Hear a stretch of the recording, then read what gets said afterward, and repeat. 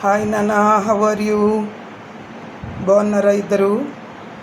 నానా ఈరోజు కర్రీ ఎమ్మి mushroom curry super కదా, వెరీ టేస్టీ కర్రీ. ఇవి న్యాచురల్ మష్రూమ్సే నానా, ఇక్కడ మన టౌన్షిప్లో అమ్ముతున్నారు. ఎప్పుడు మన గార్డెన్లో వచ్చాయి కదా, ఈ సంవత్సరం మన గార్డెన్లో రాలేదు. నీకు డాడీకి చాలా ఇష్టం, నేను చెల్లి పెద్ద ఇష్టంగా తినంగానే నీకు డాడీకి చాలా ఇష్టం కదా. డాడీ వాళ్ళ మమ్మీ నానమ్మ వండేవాళ్ళట, అందుకని డాడీకి చాలా ఇష్టం.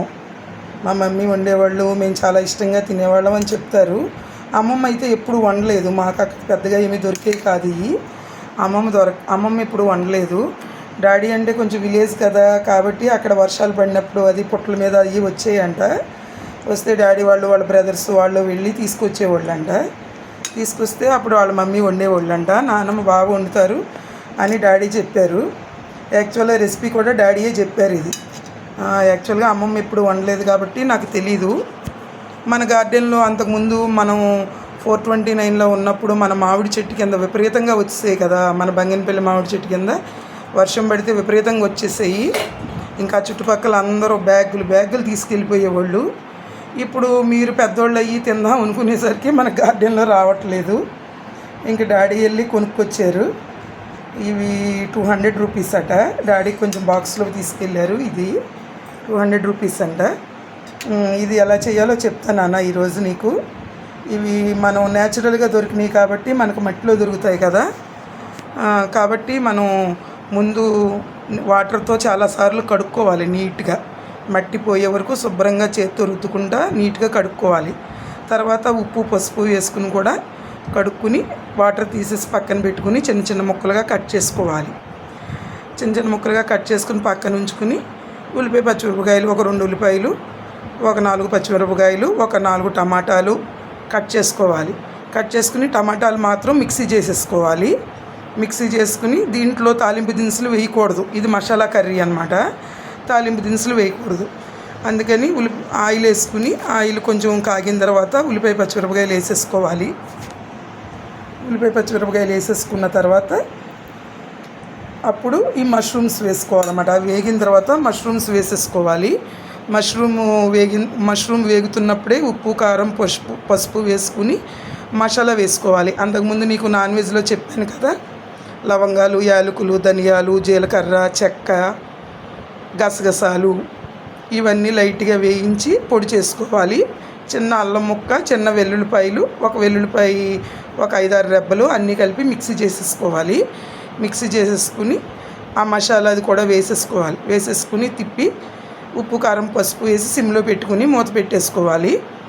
అది అలా వాటర్ వచ్చి ఉడుకుతుంది కదా, మసాలా వాటరు సాల్ట్లో వాటర్ వచ్చి ఉడుకుతుంది కదా, ఆ ఉడుకుతున్నప్పుడు ఇప్పుడు టమాటా పేస్ట్ చేసుకోవాలన్నమాట. మిక్సీ వేసుకుని ఒక 3 టమాటాలు పేస్ట్ చేసుకోవాలి. అంటే గ్రేవీ కోసము ప్లస్ కలర్ కోసం కూడా చాలా బాగుంటుందన్నమాట. ఆ టమాటా పేస్ట్ చేసుకుని ఆ టమాటా పేస్ట్ దాంట్లో వేసేసుకోవాలి. వేసేసుకుని లైట్గా వాటర్ పోసుకోవాలి, ఎక్కువ అక్కర్లేదు, కొంచెం వాటర్ పోసుకోవాలి. పోసుకుని మీడియం ఫ్లేమ్లో పెట్టుకోవాలన్నమాట. మరీ సిమ్ము కాదు, మరీ హై కాకుండా మీడియం ఫ్లేమ్లో పెట్టుకుని చేసుకోవాలి. దగ్గరకు వచ్చేసిన తర్వాత కట్టేసుకోవాలి. దానిలో మనం కొత్తిమీర, కరివేపాకు, పుదీనా ఇవన్నీ వేసుకుంటే టేస్టీగా ఉంటుంది.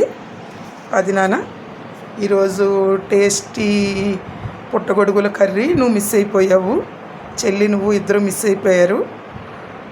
డాడీ తీసుకెళ్ళారు క్యారేజీ. ఇది ఉందన్నమాట. అది నాన్న చాలా బాగా కుదిరింది, చాలా టేస్టీగా ఉంది. నేను కూడా కొంచెం టేస్ట్ చేశాను, చాలా బాగుంది. డాడీకి వాళ్ళ మమ్మీ చేసే ఇష్టమైన కూరల్లో ఇదొక కూర అన్నమాట. అది తర్వాత డాడీ ఇంకో విషయం చెప్తారు ఏంటంటే, ఇవి ఉంటాయి కదా, వాటి పేర్లేంటి, చిలకడ దుంపలు ఉంటాయి కదా. చిలకడ దుంపలు యాక్చువల్గా మేమైతే కొంచెం కుక్కర్లో పెట్టేసి కొంచెం వాటర్ పోసేసి కుక్కర్లో పెట్టేస్తామన్నమాట. కానీ డాడీ వాళ్ళ మమ్మీ నాన్నమ్మ ఏం చేస్తారంట, కుంపటి మీద వేయించేవాళ్ళట, లేదంటే నెయ్యి రాసి దానికి కుంపటి మీద ఇలా కాల్చేవాళ్ళంట.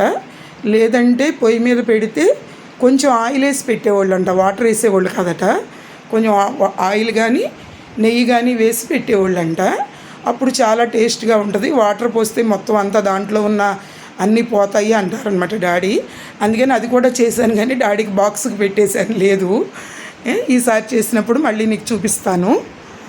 చిన్న ఇంకేముంది, నిన్న నువ్వు చూసావు కదా స్ప్రౌట్స్ బాగా ఎక్కువ, చాలా బాగా అయినాయి కదా స్ప్రౌట్స్. ఇదిగో స్ప్రౌట్స్ ఇప్పుడు నేను తింటాను. డాడీ కొంచెం తిని బాక్స్లో పెట్టుకెళ్ళారు 4 o'clock అలా తినడానికి. ఇప్పుడు నేను కొంచెం తింటాను. ఇది నాన్న స్ప్రౌట్స్ చాలా బాగున్నాయి. మీరు కూడా చేసుకుంటే బాగుంటుంది, కానీ కొంచెం ప్రొసీజర్ కొంచెం ఎక్కువ, మీకు టైం ఉండదు. జాబ్ కదా, మీకు టైం ఉండదు, అది ప్రాబ్లము. అది నాన్న, ఓకేనా? అది ఈరోజు కర్రీ అయితే నీకు ఇష్టమైన mushroom curry, tasty Emmy mushroom curry. చాలా మంచిది, B12 డెఫిషియన్సీ ఉన్నవాళ్ళు తినాలన్నమాట మష్రూము. ఇలా న్యాచురల్గా దొరికే మష్రూమ్ అయితే చాలా మంచిది. అయితే పైన అంబ్రెల్లా లాగా ఓపెన్ అవ్వకూడదు, రౌండ్గానే ఉండాలి. ఎవరైనా తీసుకునేటప్పుడు చెప్తున్నాను, అంబ్రెల్లా లాగా ఓపెన్ అయితే మాత్రం అది పాయిజన్ అయిపోయినట్టు లెక్క. అంబ్రెల్లా లాగా ఓపెన్ అవ్వకూడదు, రౌండ్గానే ఉండాలి. రౌండ్గా ఉండి చివరికి కాడలా ఉంటుంది కదా, ఆ కాడ అన్నీ కూడా శుభ్రంగా కడుక్కుని కట్ చేసుకుని చేసుకోవాలి. ఇంకా మనకి న్యాచురల్గా దొరకకపోతే రెడీమేడ్ తీసుకోవచ్చు, ప్రాబ్లం లేదు. రెడీమేడ్ కంటే న్యాచురల్ అయితే చాలా మంచిది, B12 ఉంటుంది. ఇంకా ఎప్పుడో రైనీ సీజన్ తప్ప మిగతా టైంలో దొరకవు ఇవి. కాబట్టి ఇప్పుడు చాలామంది బిజినెస్ కూడా చేస్తున్నారు దాని మీద, పుట్టగొడుగుల మీద. కాబట్టి ఎప్పుడైనా ఆ ప్యాకెట్స్ తెచ్చుకుని వండుకోవచ్చు మనకి ఇష్టమైతే. కానీ న్యాచురల్గా వచ్చినంత టేస్టీగా మాత్రం అవి ఉండవు. న్యాచురల్ అయితే చాలా టేస్టీగా ఉంటుంది. ఇంకెలా చాలా బాగుంటుందండి న్యాచురల్గా. నేను ఎక్కువ చేస్తాను, సీజనల్గా మాత్రం కంపల్సరీ చేసుకుంటామండి ఇది. నేను తక్కువ తింటాను, కానీ సీజనల్గా చేస్తానండి. పిల్లలకి ఈయనకి ఇష్టము, అందుకని సీజనల్గా చేస్తాను. చంటి, నీకు ఇష్టమైన కర్రీ ఓకేనా నాన్న? చూసావా? ఈసారి నువ్వు వచ్చినప్పుడు చేసి పెడతా నాన్న, అప్పుడు చేసేటప్పుడు కూడా చూద్దు కానీ. ఓకేనా నాన్న? ఓకే నాన్న, బాయ్.